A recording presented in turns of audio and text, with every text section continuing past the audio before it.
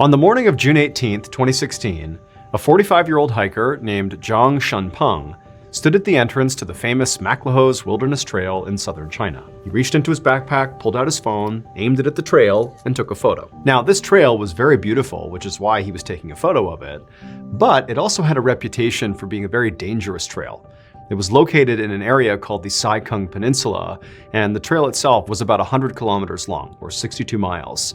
And it went through forests and mountains and streams, and the weather along this trail was very unpredictable, with sudden storms rolling in and just wreaking havoc. But Zhang was feeling very confident about this hike because he himself was an experienced hiker. While he maybe hadn't done this particular trail, he had hiked similar trails, and also the weather appeared to be holding up. However, before Zhang could even take a step onto this trail, the sky suddenly turned this dark greenish hue, and there was a loud thunderclap. I mean, basically instantly, there was this massive storm overhead.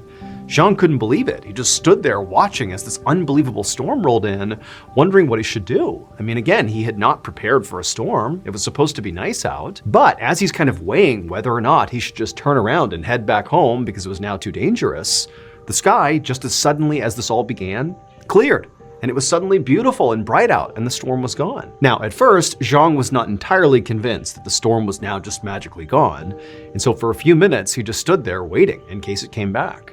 But it didn't. The sky remained beautiful and clear. And so eventually, Zhang posted that photo he had taken of the trail, and he captioned it with something to the effect of, very strange weather out here, but I'm continuing my hike. And then after posting the photo, he put his phone away and began walking down the Maclehose Trail. At first, as Zhang headed off into the forest, he made good time.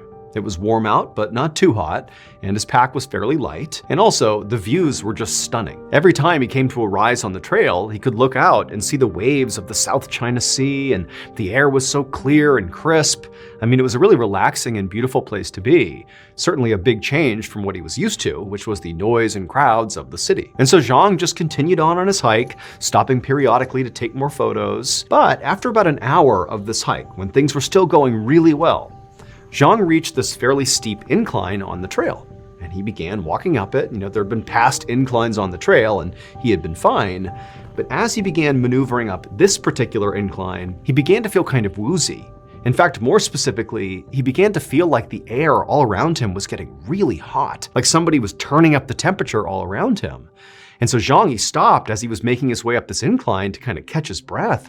But as he did that, the heat just got worse and worse. He became delirious. And as he was almost towards the top of this hill, it was like he just couldn't go any further.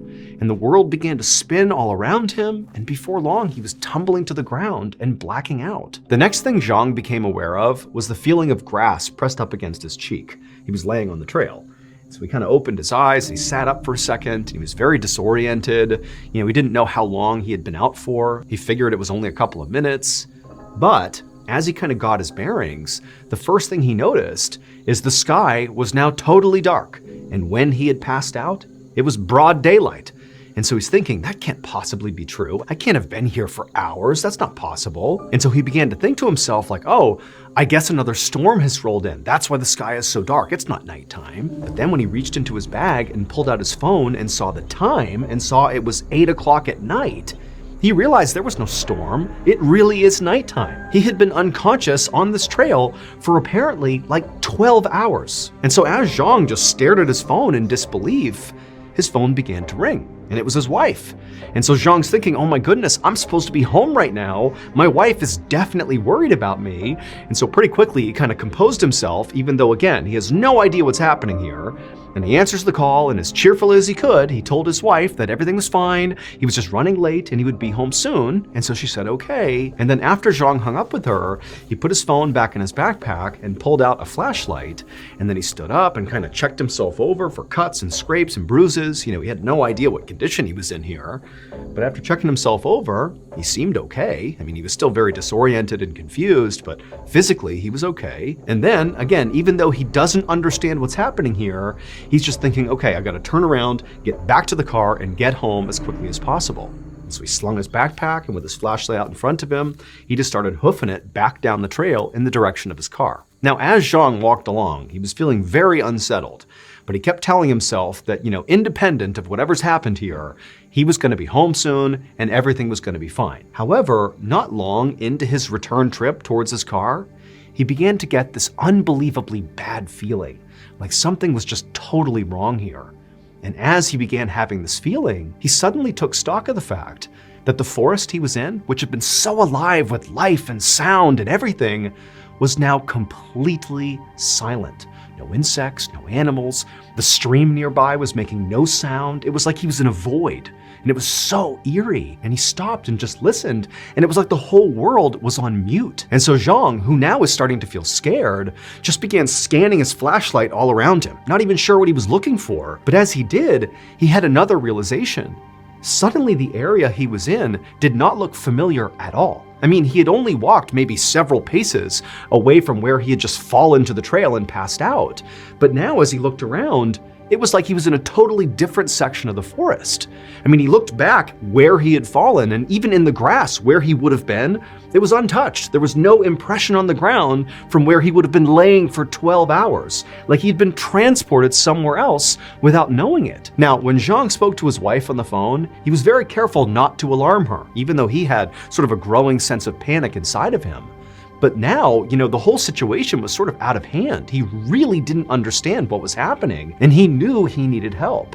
And so he reached into his backpack to pull out his phone to call for help, except when he reached into his bag, there was nothing there. His phone was gone, his supplies were gone, the bag was totally empty, even though literally minutes before it had been full. Like there was no way he just randomly lost this stuff. It had been there, and now it was gone. And so Zhang desperately looked on the ground with his flashlight, and he walked back in the direction where he believed he had fallen, even though it didn't look like the same place. He's looking all over the place like, maybe he did drop his stuff, but he didn't. It was just gone. And so now, really feeling scared, Zhang just completely lost his composure and began screaming at the top of his lungs for help. But he heard nothing in response, just silence. And then not long after that, Zhang's head began to feel heavy again, and then he sank to the ground, put his head in the dirt, and he closed his eyes. Hey guys, I have an incredible announcement. Something I know is going to absolutely make your day, something many of you may have waited years for me to say again. Beginning the first full week in the new year, so the week of January 5th, I am going to go from one measly upload on this channel a week to 2, 3, even 4 uploads a week. You heard that right, we're going back to 2, 3, even 4 times a week. You guys have been telling me that you want me to release more videos, and well, I and our whole team have been listening. So as always, make sure your notifications are on so you don't miss any of these amazing extra weekly uploads. It will not replace what you're already getting. This is all in addition to. It's going to be great. See you guys soon. When Zhang woke up, it was bright out, and he also was now magically back at the original spot where he had passed out on that steep incline. And the first thing he did as soon as he came to is he reached into his bag, hoping that his phone and other supplies would have just materialized by now. But no, when he reached inside the bag, it was still empty. And so on the one hand, Zhang still is like, what is going on here? I don't understand what's happening. And then on the other, he was also becoming acutely aware that because he doesn't have his phone, he can't call for help, like he's stuck out here. And so he's wondering, like, what is he gonna do here? And then it dawns on him that, it's been at least several hours since he last spoke to his wife, and she was expecting him home the night before. And so by now, certainly, because he hasn't come home, she must have called the police. And so maybe there was already a search party out here looking for him. And so suddenly feeling kind of hopeful that that was actually happening, Zhang, despite his confusion and disorientation here, just scooped up his backpack, put it on, and began walking down the trail back in the direction towards his car. And as he walked, Zhang periodically would call out, hoping that again, some searchers or other hikers were nearby who would hear him and come to his aid. But after hiking for over an hour, he still had not reached his car. The forest was still eerily silent, like everything was silent. He hadn't seen or heard anybody else. I mean, he's totally alone here. And so Zhang started to wonder if maybe his best bet was not to try to hike out of here, but instead to just stay put and wait for, hopefully, the search party, if there was one out there, to come find him, or maybe some other hiker to come find him. However, as he was considering this, he looked up ahead where the trail kind of turned, and he saw there was this pond. A pond he had not seen on the way in, but nonetheless, there was a pond basically right over there. And from his perspective, he could see kind of through the trees on the other side of the pond appeared to be a person. Zhang suddenly felt this enormous sense of relief. Here was the person who was going to help him and get him out of here. And so Zhang began walking towards this person, and as he did, he cupped his hands and he called out a hello to get this person's attention. Now, when Zhang did this, he believed this person would either, one, hear him, turn around and see what Zhang wanted, or two, they wouldn't hear him, and they would just continue to stand there with their back to him. But neither of those things happened. When Zhang called out this very hearty hello, this person just instantly began sprinting away from Zhang without even turning to look at him. They just began taking off into the trees. And Zhang, he's thinking like this is a crisis for him. He has no idea what's happening here. This is the first person he's seen. He needs them. And so instinctively, Zhang just took off running after them, calling out the whole time, trying to reassure them that he was not a threat. He didn't mean to scare them. He needs their help. And so he gets to the pond. He runs around the perimeter. He can still see this person running off into the woods. And Zhang, like he's so exhausted from the lack of water and food, he's not feeling his best, but somehow through adrenaline alone, he starts gaining on this person. And eventually he closes the distance on this person as they're weaving through the trees. And suddenly this person just stops. And they don't turn around to look at Zhang, they just stop in the middle of the woods. And Zhang, he almost barrels into them because he had been running so quickly, and he just stops. And he's staring at the back of this person who still has not turned around to look at him at any point. And Zhang says to them, "Please, I need your help." And Zhang, he's panting, he's totally out of breath. And this person who's been running at top speed the whole time, they're not out of breath. They're not even moving. They're stationary, just with their back to Zhang. And suddenly, as Zhang is staring at this person, realizing that something feels off here, the person begins to turn around to look at him. And as they do, Zhang suddenly feels this incredible sense of dread. Like he chased this person down, he needs their help, but now that they're turning around to face him, something feels wrong and he doesn't want to see him. Something's off here. And then the person fully turns around and looks at Zhang, and Zhang is suddenly so terrified of what he sees, he holds his breath and just stays there frozen to the spot, staring. He can't believe what he's looking at. This was not a person. This was some sort of shadowy figure with no face, and it was now staring directly at Zhang. And Zhang, again, he's so scared he can't move, he's holding his breath, he's just looking right back at them, and then suddenly this figure takes an aggressive step toward Zhang, and then another, until suddenly they're inches away from Zhang, and Zhang is so terrified, he just closes his eyes, expecting to die at any second, and then when he opens his eyes, the figure's just gone. For about 5 minutes, Zhang just stood there, shaking in utter disbelief of what he had just experienced. I mean, this whole thing had been terrifying, but this specific interaction with this shadow figure was horrifying, and he had no idea how to process it. But at the same time, after a few minutes, Zhang's thinking to himself, I don't want to stay around here to try to figure out what's going on. I need to get out of here. And so Zhang finally, after mustering the courage, he turns to start walking back towards the pond and back up to the trail. But when he turns around, the pond isn't there anymore. It's just this endless expanse of trees. The pond should have been right there, and it's gone. And also, when Zhang took off running after this shadow figure, it was daylight. And now, it's darkness. It's total darkness. And so once again, Zhang has somehow gone to a new location and jumped through time, several hours at least, with no idea how that had even happened. And also, as he's having this realization that once again, it's like space-time has changed all around him, he starts to have that heaviness in his head, things start to swim all around him, and before long, He's fallen to the ground, and he's closing his eyes. When Zhang woke up again, it was now suddenly bright out. So again, more time has passed. He was not just passed out for a minute or two, it was several hours at least. And also, Zhang was now magically laying right next to the pond that had vanished the night before after this figure had showed up. And so at this point, Zhang is seriously thinking to himself that he must have lost his mind. That's what's happening here. He's gone insane. Or does he have some horrible head injury that's like causing hallucinations or something? Like, he doesn't know. But at the same time, all he can do at this point is just get up, try to get back to the trail, and try to get back to his car and get back home. That's all he can do. And so that's what he did. Zhang made his way back up to the trail and began walking down the trail in the direction that he believed was back towards his car. But after hiking for a while, things did not look any more familiar. It was like he was hiking down a brand new trail that he had never been on before. The forest continued to be eerily silent, and every time he called out for help, he got nothing in response. And then eventually, Zhang reached a section of the trail that kind of sloped down, and when he got there and he looked out ahead of him, he saw down below there was this huge cemetery.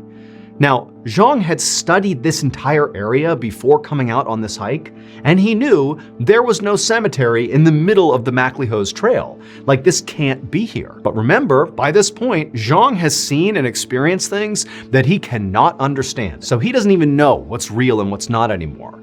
And so as he's looking at the cemetery, he told himself this has got to be some hallucination. This can't be here. But after walking down the hill and entering the cemetery, he reached out and touched the headstones, and they were very real. This cemetery absolutely, for right now anyways, was real and right in front of him. And as he looked at the dates on these headstones, he could tell the cemetery was at least 200 years old. And so as Zhang is taking in this new information, he looks up and he sees a couple hundred meters away from him is a group of what appears to be people clustered around a grave. And for a moment, Zhang feels this unbelievable sense of relief. Here we go, there's some people here. You know, they're visiting their relatives. They can help me. But before Zhang ran over there and asked for their help, he watched one of them sort of turn their bodies, and they looked back at Zhang. And instantly, Zhang's body was overcome with terror once again. Because this person was not a person. This was a faceless, dark figure, just like the one he had encountered near the pond. And there was this horrible sense that this thing was looking right at him. And so horrified, Zhang just turned and ran away. That night, Zhang found himself inexplicably back at that small pond. Didn't even know how he got there, but at this point, he wasn't questioning anything, because he didn't understand any of this. And as he was next to this pond, at some point, he had that heaviness come over him, and before long, he was on the ground, closing his eyes. However, this time, as he sort of slept or became unconscious, he entered into this sort of dream state, where he became aware that there were whispers all around him. Somebody or something was trying to communicate with him, and at first he couldn't tell what it was. But then he realized it was like the earth was talking to him. It was like the rocks and the nearby water were literally speaking to him. And for some reason, this felt sort of comforting, even though again, he has no idea what to make of this. And then when Zhang woke up again, it was bright out, and all of a sudden Zhang was aware that the forest was alive again. There were sounds coming from everywhere, animals, insects, there was water sounds. It was like things were back to normal. And Zhang, he also had this incredible clear-headedness that he hadn't had for the past several days. It really was like things had gone back to normal. And so Zhang stood up and he heard the sound of running water nearby, and he followed it to a stream. And so he decided he would just follow this stream right on out of the McLehose Trail. Like this was going to be the way he would get out of here. But after walking for hours and hours along the stream, he still had not found his way out. The sun was now directly overhead, beaming down on him. He was so hot, he was tired, he was moving slower and slower. His optimism was beginning to fade. And then he looked up, and just up ahead, he saw something that destroyed any of the optimism he had left. Because right up ahead were 3 more shadow figures with their back to him. It was like they were blocking his way towards freedom. And so as Zhang tensed up and prepared to turn and run back deeper into this trail that he was trying to escape, one of these shadow figures turned, and they looked directly at Zhang. And when they did, everything changed. Because Zhang instantly realized this was no shadow figure. This was a real person. They had a face, and they were calling out to him saying, "Hey, do you need any help?" and Zhang was so relieved, so happy, he couldn't even say anything back. He just fell to his knees and wept tears of joy. He was finally saved. It would turn out Zhang's wife had called the police on that first night when Zhang didn't come home. And so the whole time Zhang was out in the woods over these several days, there was actually a massive search party out there looking for him. However, none of the searchers claimed to have seen or heard Zhang at any point, and Zhang did not see or hear any of the searchers. Those people at the end who finally rescued him were just random hikers that happened to see him. But somehow, despite the fact that Zhang really could not have gone very far from his car, I mean, he really didn't cover a huge distance on this trail when this whole experience began, despite that, the searchers never heard or saw Zhang at any point, and Zhang obviously never heard or saw any of them. So they're basically in the exact same area, looking for each other, but nobody sees each other. After being discovered by those 3 real people on McLeod's trail, Zhang was taken to a hospital where he was examined, and it was determined there was nothing physically wrong with him other than he had not had much to eat or drink in several days. In fact, the official explanation for what happened to Zhang was just that he was really dehydrated. However, Zhang didn't buy that explanation. And when Zhang left the hospital and got back home, he immediately began digging into the history of the McLeod's trail, and he would quickly discover that he was not the first person to have a totally wild, bizarre, borderline paranormal experience out on that trail. It would turn out the McLeod's trail cuts across a geographic line called the Saikong barrier. This is an area of the Saikong Peninsula that is generally considered to be a portal to other dimensions. And there have been enough people to have otherworldly experiences out on this trail that loosely match what Zhang claims to have seen and experienced, that they dubbed the area this trail is in as the Bermuda Triangle of South China. And adding even more intrigue to this area is the fact that several other very experienced hikers have gone missing along this trail, and they've had huge search parties sent out for them, but they were never found. Zhang would eventually share his story of what happened to him out on the trail in a 3,500-word essay that he posted on social media. He, and many others, believe that when he first fell and collapsed on the trail, that he actually fell through the Saikong barrier and entered another dimension. That for those days that he was wandering around having no idea what was happening to him, that he wasn't really in this dimension anymore. He was somewhere else. Zhang believed the only reason he was able to escape this other dimension was because on his final night in this other place, he began to hear the sounds of the rocks and the water whispering to him. He said the only reason he was able to hear that was because he had sort of accepted his fate, that here he was in this totally strange world that he couldn't understand and didn't have any real expectation to escape from. And it was that sort of resignation that he allowed himself to feel that kind of put him in touch with this dimension, and he believes that's what ultimately allowed him to come back home. Despite those who doubt him, Zhang stands by his version of events. While his time on the trail did not cause him any physical harm, to this day he is still haunted by it. On January 17, 1977, a 36-year-old man named Gary Gilmore walked towards an abandoned canned food factory in Draper, Utah. Gary was surrounded on all sides by guards because they were afraid that Gary might try to run and not go inside of this factory. But Gary was not about to run. He'd been waiting for months for this, and he was ready. So Gary, along with the guards at his sides, made their way towards the factory, and then without any hesitation, Gary stepped inside. And what he saw was this big, cavernous, open space with no equipment in it, nothing. It was just basically this massive empty space and one chair pushed up against the far back wall. Gary knew he was supposed to sit in that chair. So without even being told, he just began walking across the floor towards it. And then when he reached the chair, he sat down. And once Gary was sitting, the guards that had walked him in began strapping his wrists and his ankles to this chair so he couldn't move. And as they did this, Gary didn't put up a fight. He just sat there staring straight across to the other side of this factory. And on the far side of this factory was one other thing inside of the space. It was like this big curtain, like somebody had wheeled out like this massive curtain that was protecting something on the other side. And as he was staring at this curtain that was sort of perpendicular to him, he saw there were 5 evenly spaced cutouts across the curtain. And even though Gary couldn't actually see anything in any of these cutouts, he knew what was behind them. He knew that at each station, there was a police officer armed with a rifle. They were the firing squad that Gary himself had requested. So Gary was a convicted murderer, and he had been sentenced to death just a few months earlier. His death sentence had gotten a lot of media coverage, and immediately after the sentencing, his mother, along with the American Civil Liberties Union, had lobbied to try to change the sentence and make it a life sentence instead. But while Gary appreciated their efforts, he actually did not want that. He did not want, to spend the rest of his life in prison. That was the only alternative to the death sentence, is life without parole. And that sounded horrible. And so instead, he had basically pushed to go forward with his execution, and he was very specific about how he wanted to die. He wanted to die by firing squad, and that had been granted to him. And so after the guards had finished strapping Gary into the chair, they backed off, and then the chaplain came over and read Gary his last rites. And then after that, he asked Gary if he had anything else he wanted to say. And Gary looked up at the chaplain and just said, "Let's do it." And so the chaplain backed off, signaled to the firing squad that Gary was ready, and then once everything was in place, rifles poked through the 5 holes in the curtain, and they fired. Shortly after, Gary was dead.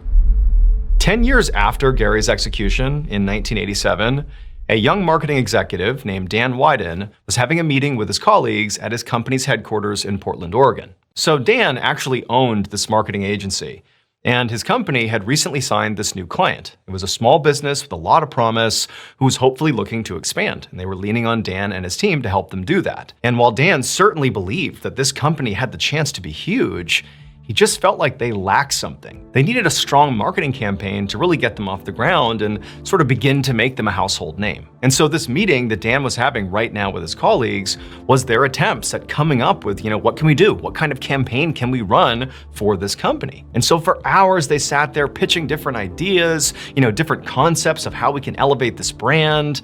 But it was like, even though a lot of ideas seemed promising, nothing really felt right. Everything just sort of felt like, maybe that would help. There was no slam dunk idea, at least not yet. And so as Dan is beginning to get frustrated, realizing he really doesn't have any great ideas yet, he suddenly has this epiphany. Now, Dan does not understand why he had this epiphany. He had not been thinking about this information until it just popped into his head. Instead, this idea really just kind of suddenly came to him.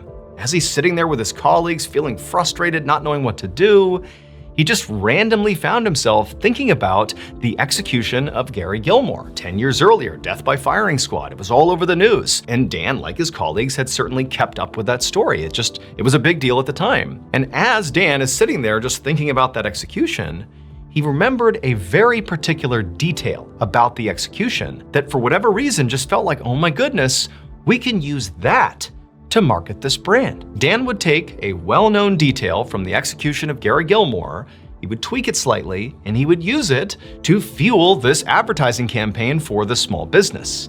And it would work amazingly. In fact, this campaign was so successful, it literally doubled this company's business practically overnight. And this campaign, it featured a slogan that has since become arguably one of, if not the most famous slogans for any business in the entire world. The slogan that Dan created as part of this very famous campaign was based directly on Gary Gilmore's final words: "Just do it." Dan's client, that small business, was Nike.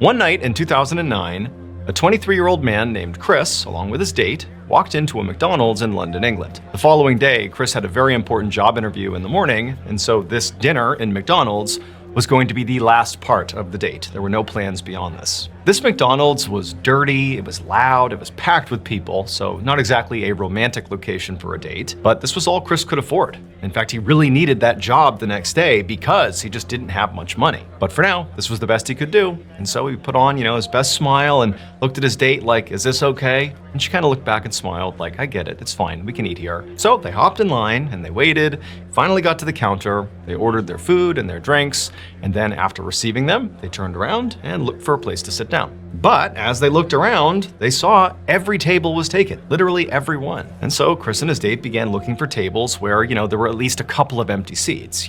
Maybe somebody was sitting there, but they might allow Chris and his date to sit with them. And so they began walking around, and eventually they would find a table where there was just this one guy sitting there. He was sort of minding his own business, just eating his meal. He was not taking up the whole table. And critically, there were 2 seats at this table that were unused. And so Chris kind of tapped his date and pointed to the table. And then the two of them walked over, and Chris very politely asked this guy, hey, would you mind if we sat here too? We won't bother you. We're just gonna eat and we're gonna get out of here. And the guy just kind of looked at him and he was like, sure, go ahead. And so Chris and his date, they sat down and they began eating and chatting, and it was all fine. But as they were eating and chatting, Chris, his mind kept going to the next day. He had that big job interview the next morning, and it was just really the only thing he could think about. In fact, he tried hard to focus on his date, but he was just so anxious about this interview that he just couldn't, and so he found himself not really eating and just kind of waiting for the date to be over so he could just go home, go to bed, and focus on tomorrow. But as he's sort of distracted and his date's chatting about whatever she's chatting about, he realizes the guy they're sitting with is no longer just looking at his food. He stopped looking at his food and he's just staring across the table at Chris's date. And the way he's looking at the date does not seem friendly. And so Chris realizes, okay, what's going on here? Did she say something? Did he say something?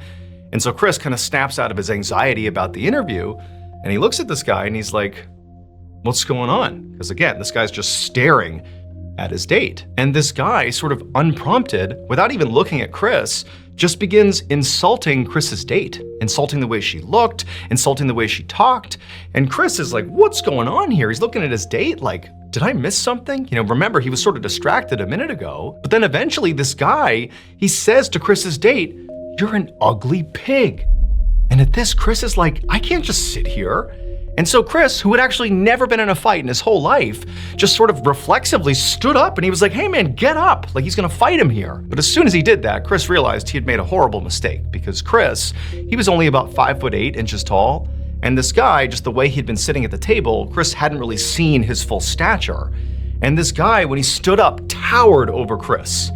But Chris, he was not a scared guy. He hadn't fought before, but he was defending his date's honor here. And he kind of looks up at this guy and he just kind of winds up and hits him once. But then this huge guy just proceeds to beat the living crap out of Chris right there in the McDonald's. The next morning, Chris walked up to this big fancy building in London for his job interview. And Chris was doing his best to be confident, but it was really hard given the circumstances. So the previous night, after Chris had been battered by this total jerk, eventually the guy had stopped and stepped off of Chris, and Chris had gotten back up again, and the guy kind of wandered off and was not held to account in any way. He just kind of left the restaurant and vanished. But Chris, he got to his feet and he looked at his date and she was totally rattled by it. And Chris was super embarrassed at this point. And he kept apologizing to his date and she's like, no, it's fine. And they just wanted to get out of there. And so they left the McDonald's and they both, went to their respective homes. And Chris just went to bed. And then the next morning, when Chris got up early because he has this big job interview, he went into the bathroom and he looked in the mirror and he saw he had this enormous black eye. But even though Chris understood that this very well could affect his chances of getting this job, they're gonna ask about his black eye, and what's he gonna say? Oh yeah, I got in a big fight at the McDonald's last night. There wasn't really a good excuse for it, and he wondered what they would think of him if he showed up looking like this ruffian, But he was like, you know what? This is the biggest opportunity I've ever had. I just gotta go in there, try to be confident, and don't let the black eye define the outcome. And so fast forward to later that morning, Chris goes into the building, he arrives for the interview, and before long, he's having his interview, and he can tell they're all staring at his black eye, but nobody brought it up, which was sort of like worse in some ways. He almost wanted to be able to describe what happened, even though it didn't make him look good. But it was like the fact that they're staring at it and not acknowledging it, it really made him feel awkward. But, Chris did his best. He got through the interview, and by the end of it, he had no idea what the interviewers thought of him or what they thought of his ridiculous black eye, but he thanked them for the opportunity and he left thinking, I'm not gonna get the job. However, not long after this interview, Chris got some shocking news. He had gotten the job, and it actually might have been because of his black eye. Because this job interview was actually an audition for a starring role in an upcoming TV show. And the character that Chris was auditioning for was this guy who sort of got into fights. And so Chris rolls in here looking like a guy who gets into fights, and they're thinking, oh my goodness, he can hit his lines, he's got the charisma, and look at him. He's even a ruffian himself. He fits the character perfectly. He's our guy. So Chris got cast, and this TV show that he starred in became one of the most popular TV shows in the entire world. And so Chris went from being this guy who could barely afford a dinner at McDonald's to being this amazing actor who was getting nominated for Golden Globe Awards and Emmy Awards. I mean, he truly was an A-list star. Today, Chris is better known by his stage name, Kit Harington. And the starring role that he landed that changed his life was the role of Jon Snow in Game of Thrones.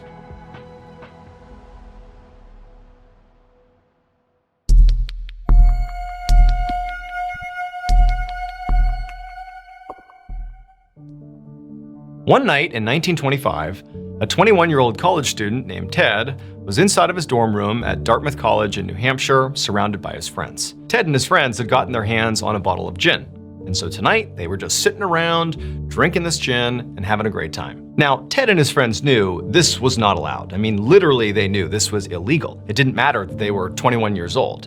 At the time, in the United States in 1925, the country was in the middle of prohibition, which meant no one was allowed to possess or consume alcohol. It was actually illegal. But Ted specifically was willing to take that risk, because tonight he wanted to celebrate. Ted was a senior in college and was getting ready to graduate with honors. And also, he had recently been named the editor-in-chief of Dartmouth's humor magazine called Jack-O-Lantern. This was a big deal for Ted. I mean, he had aspirations of graduating and becoming a professional writer and publisher, and it just felt like everything was falling into place, getting this job as editor-in-chief. It was a huge accomplishment. So Ted took a swig from the bottle and passed it around the circle, and before long, he and his friends were all pretty drunk and having a great time, laughing and joking and telling stories. It was a lot of fun, but at some point, they heard a knock on their door. And right away, Ted and his friends went silent, remembering that, oh my God, are we in trouble now? Ted said, no, it's fine. I'm sure it's just, more friends coming to stop by and hang out with us. And so Ted, he gets up, he goes to the door, and his heart's racing a little bit because he doesn't know who's there. He opens the door, and it's not friends, it's two police officers. And so Ted and his friends all got busted for drinking alcohol. However, fortunately for them, the police did not press charges, and so nobody went to jail, and also the school, Dartmouth, decided not to expel Ted or any of his friends. However, they were dealt some pretty severe punishments. Specifically, Dartmouth stripped Ted of all of his academic honors and extracurriculars, which meant he was no longer the editor-in-chief of the Jack-O-Lantern magazine. In fact, he was told by the school that not only was he no longer the editor-in-chief, but he couldn't even submit to put anything in writing into that magazine. He was totally banned. Ted was heartbroken, less so about the academic honors and much more so about being, cut off from the Jack-O-Lantern magazine. He really had attached a lot of value to being the editor-in-chief. He felt like things were going in the direction of him graduating and becoming this professional writer, and so this was sort of a devastating blow. Ted considered fighting with Dartmouth to try to reinstate himself with the magazine, but the more he thought about it, the more he knew that was going nowhere. They were not going to change their mind. However, Ted was not quite ready to just totally give up on this magazine. He knew this magazine did accept submissions from the public, and so he thought, okay, well, I'm not allowed to submit anything to this magazine, but maybe if I come up with a different name, a pen name, then I can submit my work, they won't know it's me, and maybe I can get something published. And so that's exactly what Ted began doing, and the new editor-in-chief of this magazine had no idea this pen name was actually Ted. And so when they received the work from this pseudonym, they thought it was some new person they had never heard of. And they were so wowed by the work, they're like, this is great! And they began publishing all of Ted's work, not realizing it was his. And for Ted, oddly enough, this became in some ways more satisfying than when he was writing under his own name. He kind of liked this pen name. It kind of, fit the vibe of his writing. And so he just continued up with this ruse for the rest of the time he was at Dartmouth, and then after he graduated, he just continued to write under this pen name. Throughout the rest of his life, Ted would write and illustrate over 60 books, all under this pen name, a name he came up with basically just because he got caught drinking in the dorm in college. These books would entertain and inspire generations of people, and in fact, he would even win a Pulitzer Prize for his contribution to American literature and education. Ted's full name was Theodore Geisel, but I'm sure you know him much better by his pen name, which is Dr. Seuss.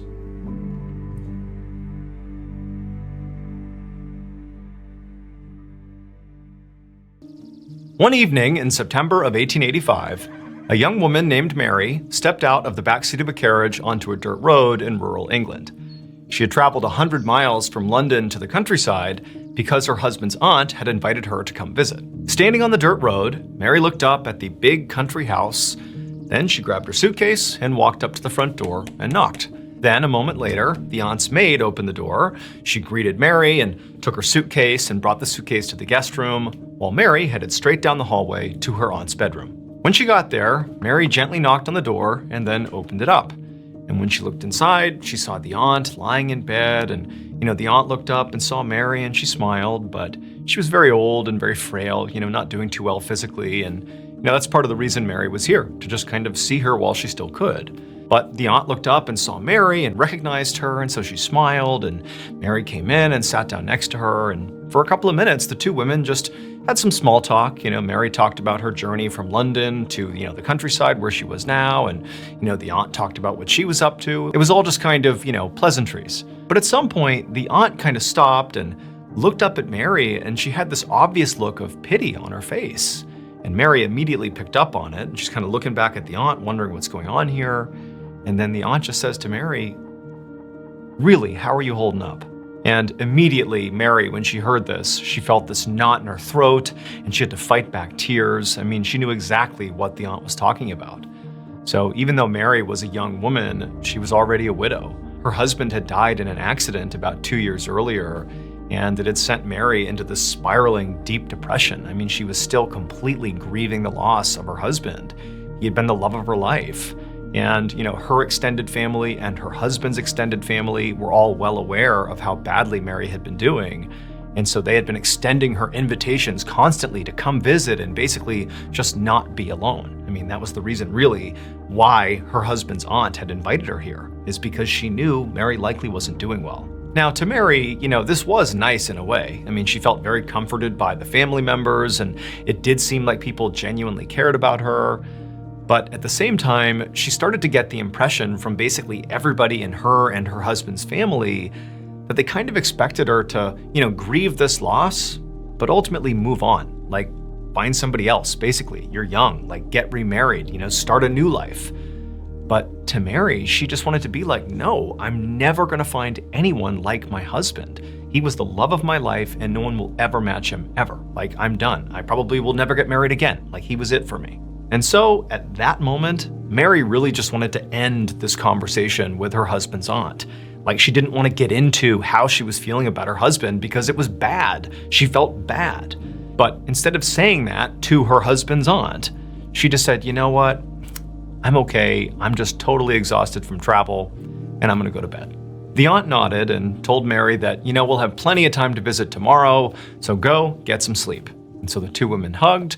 And then Mary got up, she left the bedroom, headed to the guest room, she found her suitcase, got on some pajamas, and then crawled into bed. But a few hours later, in the middle of the night, Mary suddenly bolted upright in her bed. She was sweating, she was shaking, she was totally disoriented. It took her a few minutes to even remember where she was. But then finally, when she did and she realized she was safe, she realized she had just had this awful, visceral nightmare that she really couldn't even make sense of. In this nightmare, she was looking out at this huge open field. It's nighttime, and there's nothing but this field.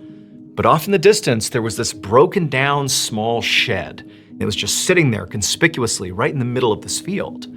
And even though Mary was terrified of the shed, she felt this overwhelming urge to go to the shed and investigate.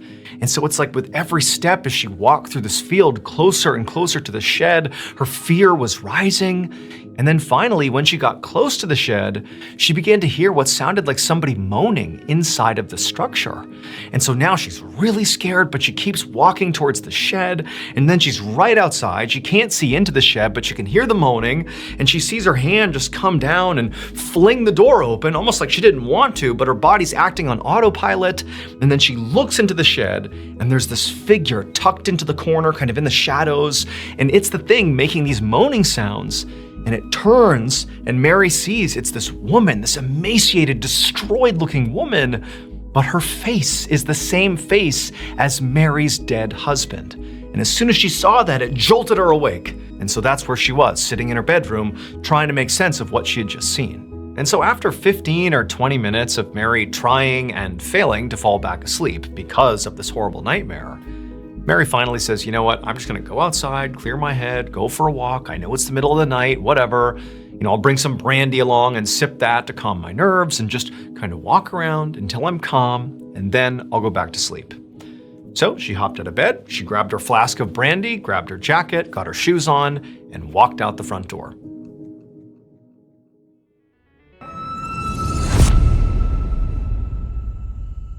About 15 minutes later, Mary was walking up a hill with the moonlight casting down on her. She was sipping her brandy as she went and was already beginning to calm down. Now, Mary was used to living in the city, in London, and so being out here in the countryside was so different. It was so beautiful and peaceful and spaced out that she had kind of just begun walking and not stopped. I mean, she originally thought she would just stay on the aunt's property, but already she was well beyond the property lines and was basically just out exploring in the middle of the night, and she was having a nice time. And so up the hill Mary goes. Now, remember, Mary has never been to this area. This is basically an all-new place. She has no idea what's over here. And she goes up this hill, she crests the top, and she gets a look at what's up there for the first time. And when she sees what's up there, she freezes. She's looking out at this huge field, basically in all directions. And in the center of this field, maybe a couple hundred yards away, is a single small structure, a broken down wooden shed that looks nearly identical to the shed she had just seen in her nightmare. And as soon as she saw that, she's terrified because she knows it's the same one or it's eerily similar. But worse than that, when she saw it, despite her own fears and trepidations about being up here, she felt herself moving towards the shed. It was like her body went into autopilot the same way it did in her dream. It was like she had to go to the shed, even though everything inside of her logically is saying, don't go. But into the field she goes. She deviates off the path and just starts walking towards the shed. Her heart is beating like mad. And as she's getting closer and closer, she even begins to hear moaning sounds coming from the shed. It's like she's living out the nightmare in real life. She can't make sense of it. She wants to go back the other way, but she can't stop herself. She's just going towards the shed.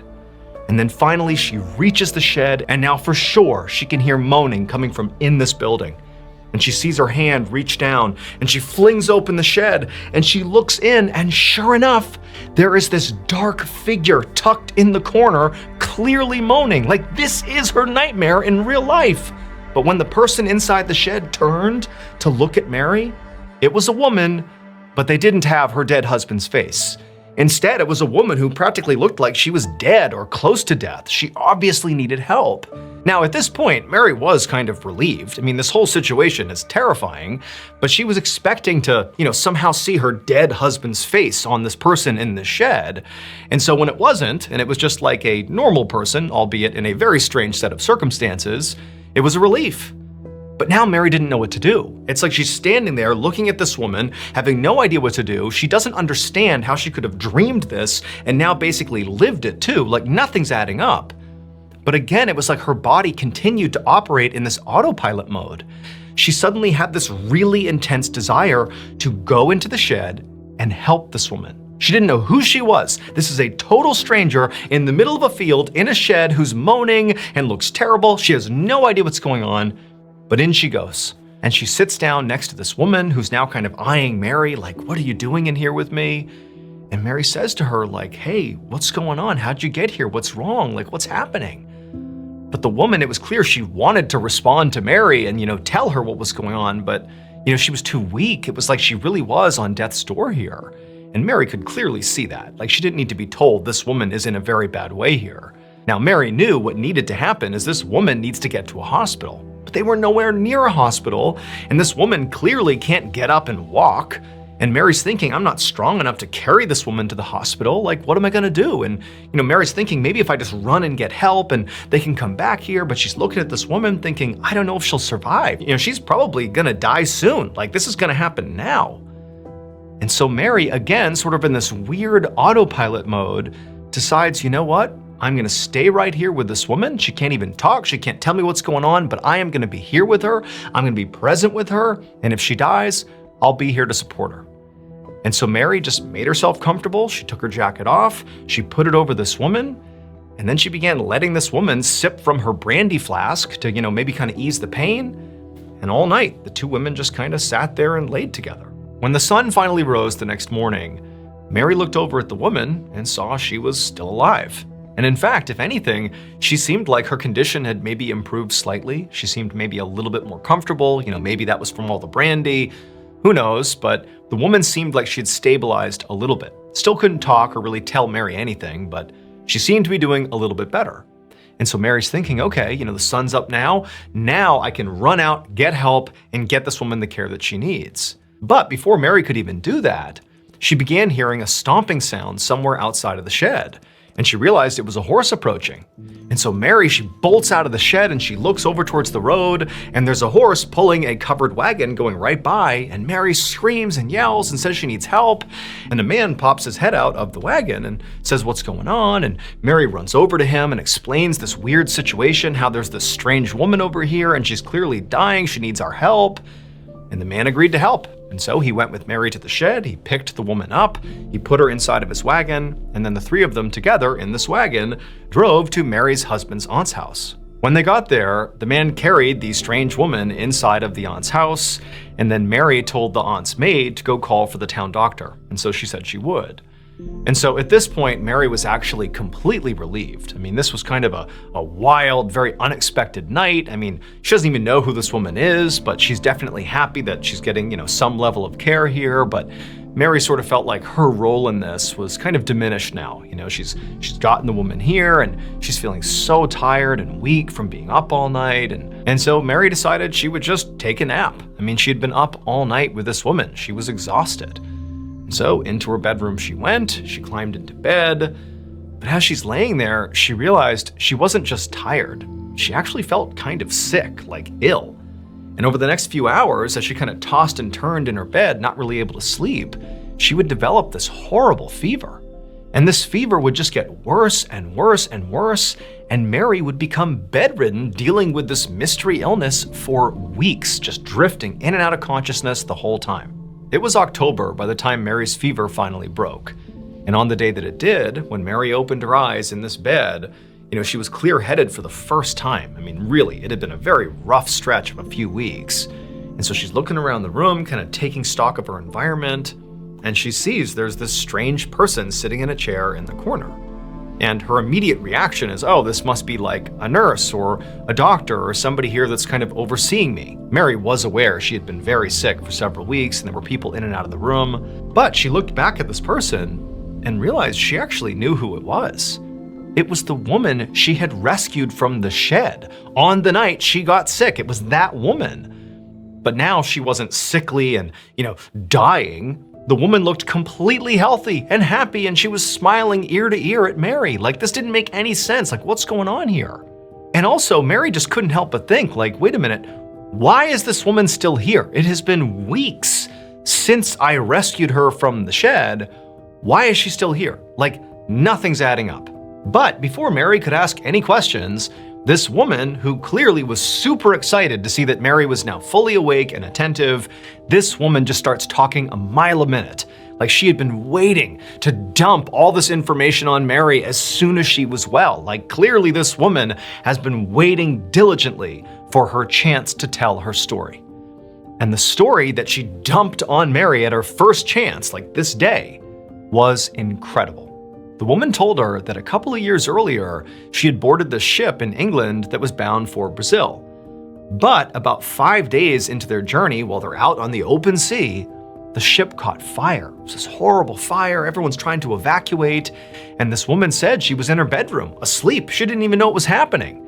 And while she's laying there and the ship is catching fire and beginning to sink, this stranger comes barreling into the room, literally wakes her up, scoops her up, and takes her to the top deck and gets her into a lifeboat right as the ship sinks. This stranger completely saved this woman's life. And so this woman, the stranger who had saved her, and a handful of other lucky people who had made it onto this lifeboat, just began rowing in a single direction, hoping they'd find land. And luckily they did. They found this deserted island. And so they landed there, and for a year, this woman and the stranger and those few people subsisted on this island, barely clinging to life, praying for rescue. And amazingly, after a year of being shipwrecked, they flagged down a ship that did rescue them and brought them to England. However, when they actually got to England, things weren't that good. The stranger who had saved this woman had basically lost his mind from living on this island, not expecting to be rescued. Even though they got rescued, it was like he wasn't coherent anymore. He had lost it. Not to mention he was really ill from the way they were living on this island, scavenging things that weren't necessarily edible, but just to survive, they were eating whatever they could. I mean, it was a very rough lifestyle. And this man, he just hadn't really handled it well. And so he got thrown in a hospital and placed in a particular ward for people that were mentally unwell, and he was basically forgotten about. However, the woman would tell Mary that, when this happened, she felt awful because she felt like this stranger had saved her life and she kind of owed him a debt. And so she decided it would be her mission to find the stranger's family and let them know where he was. And so the woman said she did some research and she figured out where one of his relatives lived. It was really far away on the other side of England. And so she spent all her money, using every vehicle she possibly could, every ride she could take, getting as close to this location as she possibly could. And then when she ran out of money, she just kept on walking towards this destination. And she kept going until she literally ran out of food and water, but she wasn't quite there yet. She knew she was getting close, and she's just walking and she's basically falling apart, so hell-bent on finding this family member for this stranger, but she can't quite make it. She can't quite get to the family member's house. And that's when she finds this shed out in the middle of the field where she just collapses, thinking, okay, this is where I'm gonna die. And so back in the guest room, Mary is listening to this woman tell this unbelievable story, and at some point the woman just kind of stops when she gets to the shed scene. And Mary's looking at her like, I don't really understand where you're going with this. I don't understand why you're here telling me this. And the woman, she just starts to laugh, like this joyous laughter, just nonstop laughter. And then she goes, don't you get it? And then seconds later, Mary hears footsteps, and a man walks into the bedroom. And it's Mary's husband. He was the stranger who rescued that woman. He didn't die in an accident 2 years ago like they thought. He was in a shipwreck, but he survived. He was the man who got thrown in the hospital and forgotten about. And it was this woman who was making the journey to his aunt's house to tell her that he was still alive. And it was only because Mary had that totally bizarre nightmare that sort of led her to that shed that she found this woman who would have died in that shed and never quite gotten to the aunt's house, and so never could have told the family, never could have told Mary that her husband's still alive. It was because of that dream that fate aligned, and now her husband was back. Mary and her husband's story wound up being published in newspapers all over the world. I mean, people really could not get enough of this story. But despite how far-reaching this story became, nobody was ever able to come up with a logical explanation for how so many coincidences and this crazy dream Mary had, how it all came together to reunite Mary and her husband.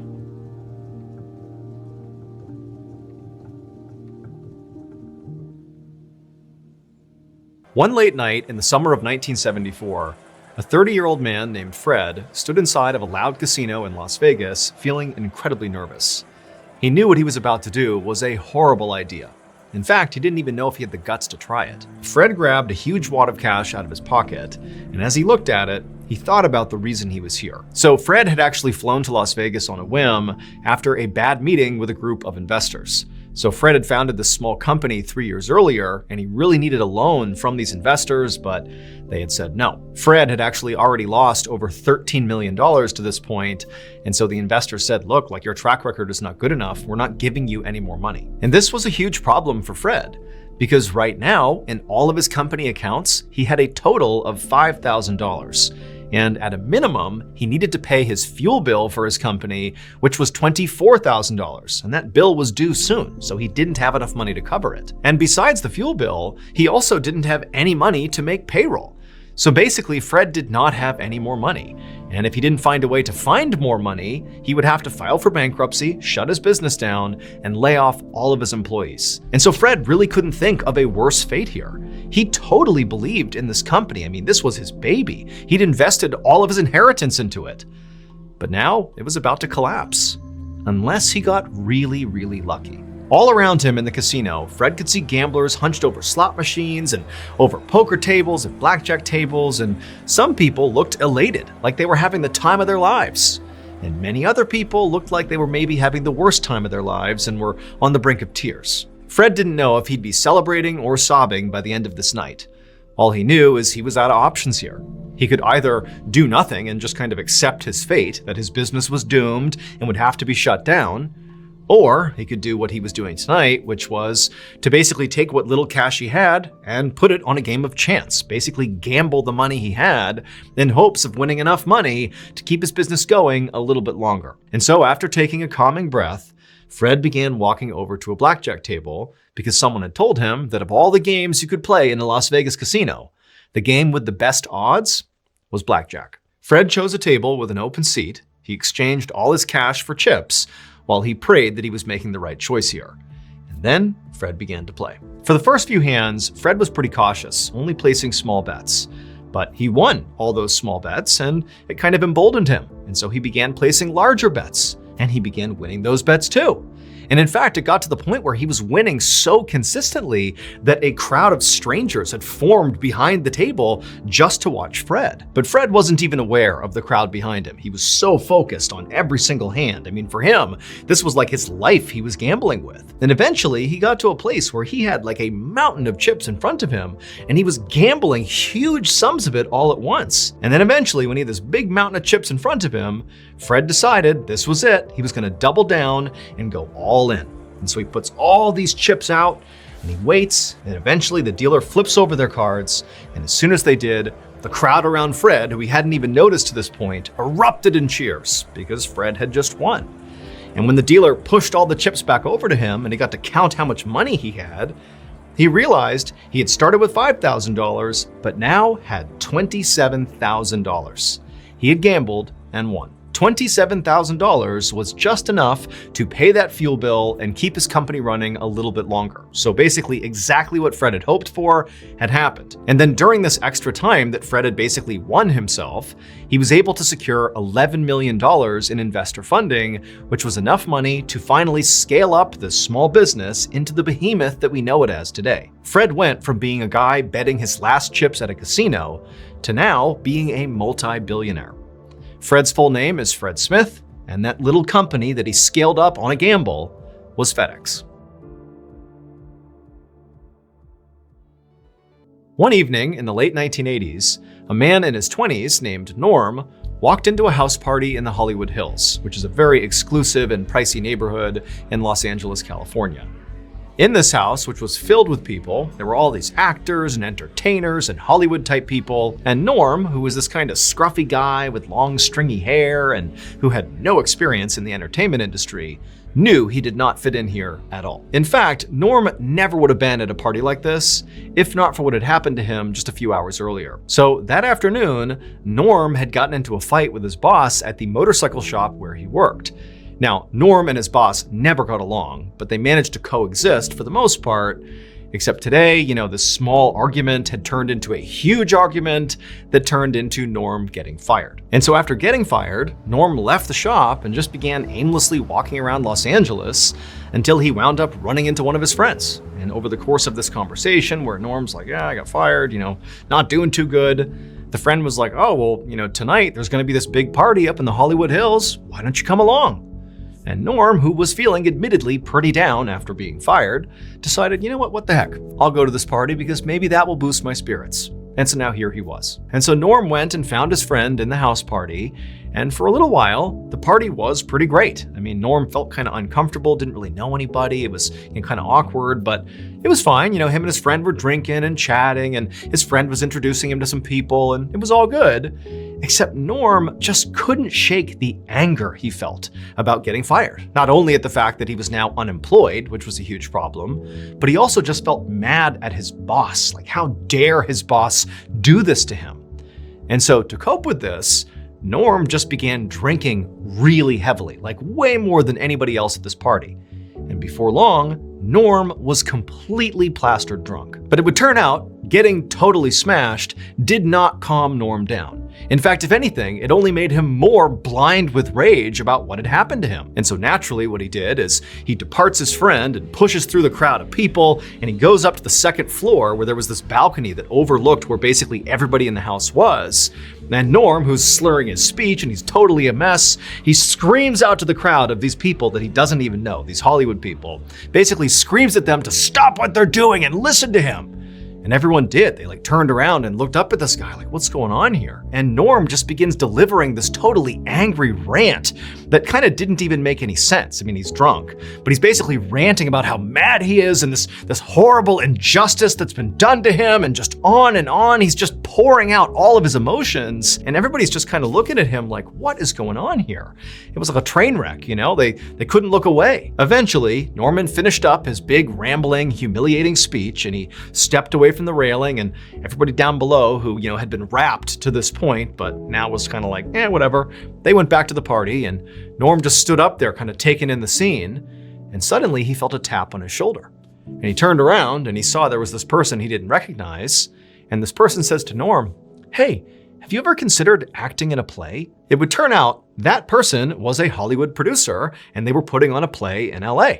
And they really liked Norm's look, the whole kind of scruffy vibe, but even more as they watched him deliver that totally angry, drunken rant that he managed to get all these people to listen to, that it was obvious he had natural charisma and he could command an audience even when the audience had no idea what he was talking about. And so ultimately, this producer literally offered Norm an acting job, and Norm, who really didn't have aspirations to be an actor, but now needed a job because he had just been fired that day, he's unemployed, he agreed. He said, "Okay, I'll act in your play." And so Norman would act in this play, and he would do such a good job, despite the fact that he totally was not an actor. He literally was a drunk guy at a party who randomly got recognized by some producer.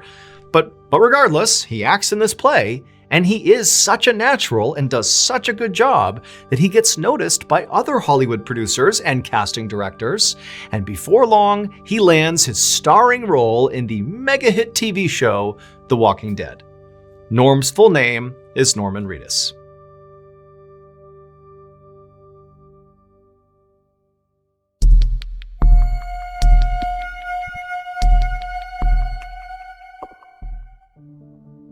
One evening in the late winter of 1973, a 23-year-old mother named Tabby put her 8-month-old son and 2-year-old daughter down for their naps inside of their double-wide trailer, which was parked in a small town in New England. Once her kids fell asleep, Tabby looked over at the clock.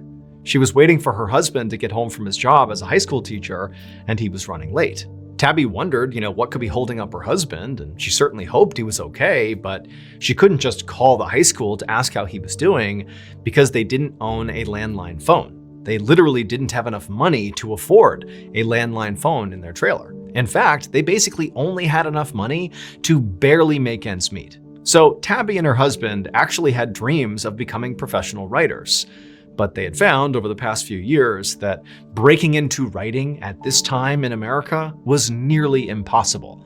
They had gotten a few stories published here and there, but, for the most part, the only thing their writing had gotten them was a whole bunch of rejection. And so as a result of this, both of them had taken day jobs to basically supplement the income that was not being generated from writing. Tabby was home with the kids, and then in the evening would work some shifts at a Dunkin' Donuts.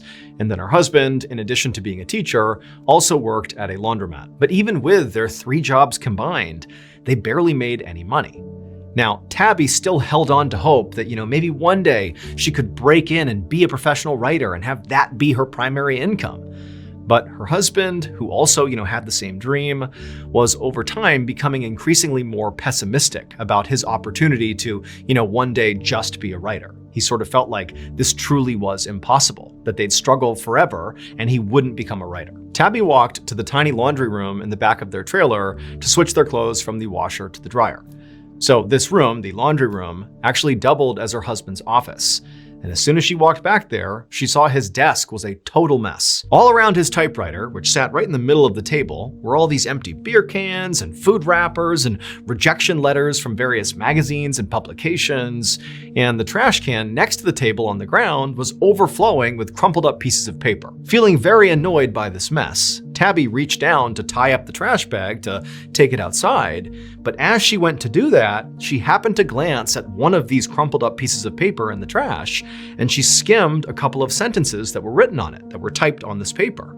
And as soon as she did, she stopped because there was something really interesting about this writing. Now, she knew her husband had written whatever was on this page, but generally speaking, her husband always shared with her anything he had written, and she would read everything. And there was something about this text that she knew she had not read it before. Like, this was different. Clearly he wrote it, but she had not seen this before, and so she was curious. So she pulled the paper out of the trash can and smoothed it off, and actually began reading what turned out to be this failed manuscript that her husband had thrown away, and she couldn't believe how good it was. And so it dawned on Tabby that clearly her husband had been working on this in secret, which made her wonder, like, one, why are you doing that? Why are you hiding this particular thing from me when you let me read everything else? And two, again, this is so good.